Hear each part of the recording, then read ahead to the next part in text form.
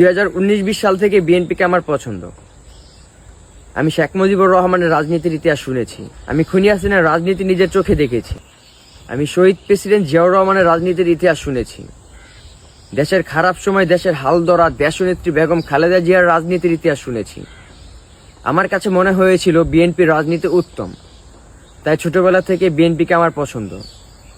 কিন্তু 5ই আগস্টের পর বিএনপির রাজনীতি ছিল কিছুটা ভিন্ন, তাই লোকসমাজে মুখ ফুটিয়ে বলতে পারিনি যে বিএনপিকে আমার পছন্দ।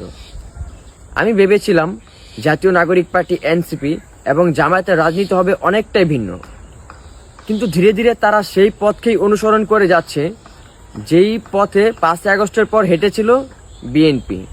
আমার নজরে আসতেছে গত 2 মাস ধরে বিএনপি সেই পথ থেকে বেরিয়ে আসার চেষ্টা করছে এবং ওই পথকেই ফলো করার চেষ্টা করছে যেই পথ দেখিয়ে দিয়ে গিয়েছিল শহীদ রাষ্ট্রপতি জিয়াউর রহমান, যেই পথ দেখিয়ে দিয়ে গিয়েছিল দেশনেত্রী বেগম খালেদা জিয়া।